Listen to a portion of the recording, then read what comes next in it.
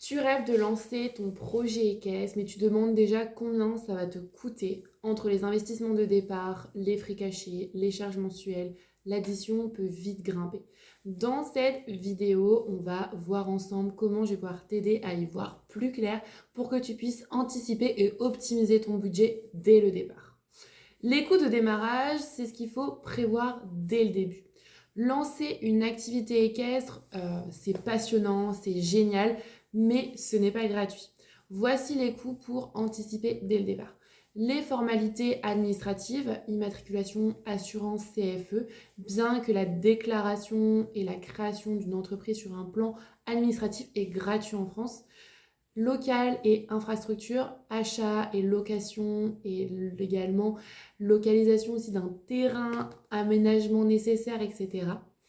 Matériel et équipement quand on va devoir avoir une structure fixe ou bien donc la cavalerie, la sellerie, les clôtures, les véhicules de transport, etc.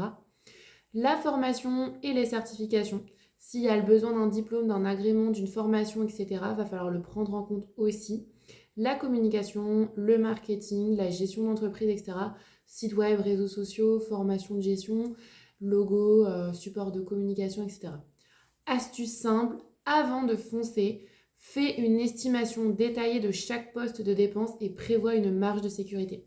Autrement dit, débute ton prévisionnel financier. Les frais cachés maintenant, ce qu'on oublie souvent. Les frais visibles, c'est une chose. Il y a aussi les petits coûts qu'on ne voit pas forcément venir, mais qui peuvent faire 10 fois mal à votre trésorerie, votre portefeuille, etc.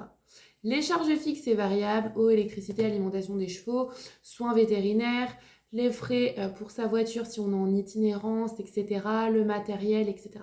Entretien et réparation, donc notamment des véhicules, des installations, du matériel qui s'use aussi.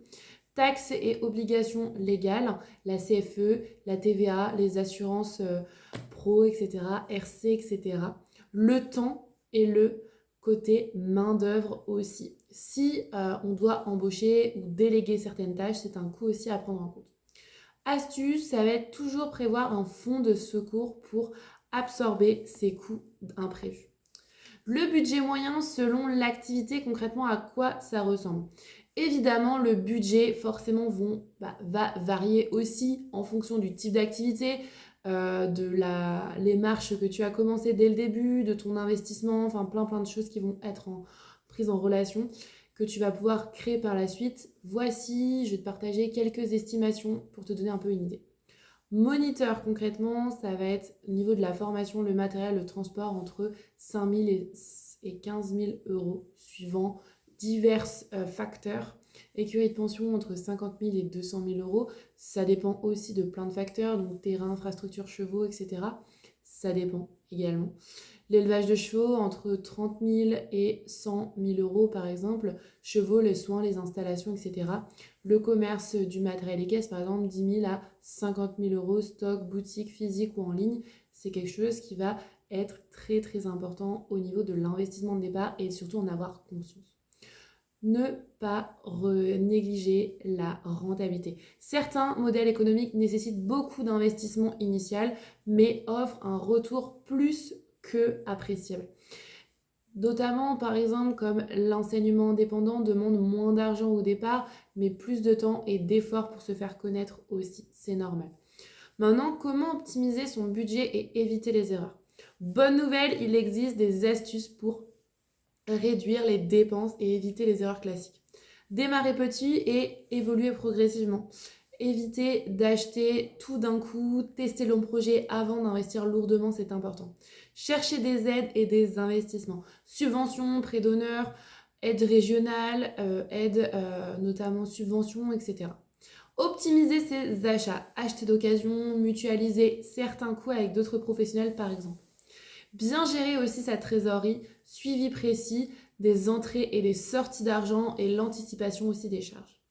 Astuces, un bon business plan et un prévisionnel financier réaliste sont essentiels pour éviter les gros tracas financiers. Que ce soit sur de la prestation de services, des produits, etc.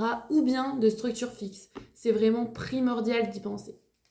Tu l'as compris, lancer un projet caisse demande un vrai budget, mais en étant bien préparé, tu peux éviter les pièges et optimiser les dépenses. D'ailleurs, si tu veux aller plus loin, j'ai créé un guide gratuit qui va t'aider à structurer ton projet caisse et éviter les erreurs les plus courantes.